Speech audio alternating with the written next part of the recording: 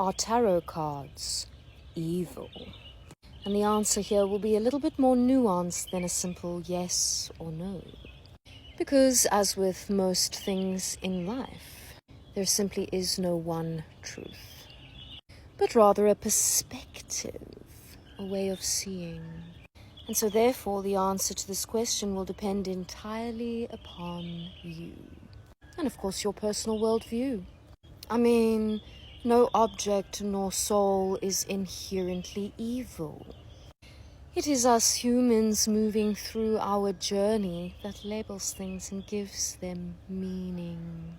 Personally, I grew up in a home that was conservative and Christian. And while my immediate family was a little more open-minded about other ways of seeing, especially spiritually and religiously, much of my extended family, there was no budging. Tarot cards, psychics, mediums. This was all evil. And for them, it truly was. For that is their truth. And we all have the right to choose our truth. Though I find a more useful question here is it empowering to harbor this belief? While tarot cards, or even say the motif or symbol of the Christian cross, is not inherently good nor bad, the way that these things are used by specific people can make them so in that moment. For example, we all know there are plenty of priests out there who are sexual predators, hiding behind their religious robes and rehearsed sermons. But would this negate every single priest or an entire religion? I think not. This is but an individual act, and in that moment, in that situation, in that experience, the use is made evil. And so much like this, the tarot cards are not inherently evil, but they can be used in a way that has an evil intention.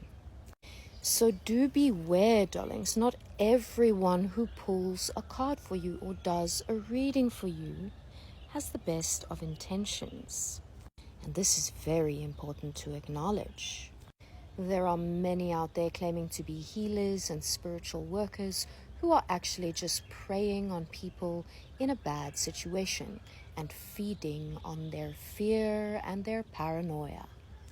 Especially those who end up reaching out in your inbox saying the ancestors have called them to you, and they can tell that you have a curse or something like this on you, and they just really feel called to give you a reading. And then, of course, they're going to ask for a donation. And let me tell you, any true spiritual worker is never going to reach out to you. When you are ready, you will find the right teachers. Do your research about who you go and work with, whatever the modality, whether it be tarot cards, astrology, or simple channeling.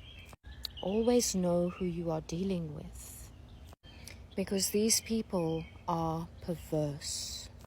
To take advantage of people in difficult situations, extort money out of them, and to not offer a real heart-centered experience filled with loving intention is a real knock at their karmic energy. And of course, many of us who are actually honest, true, real heart-centered workers out there have imposers out there who are stealing our images and trying to scam people.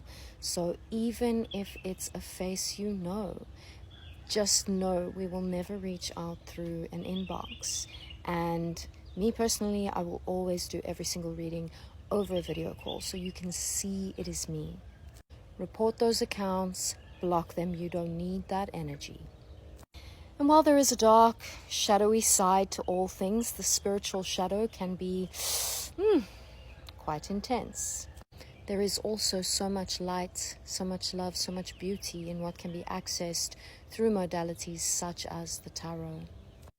The tarot can be used in a way that is profoundly insightful when in the right hands.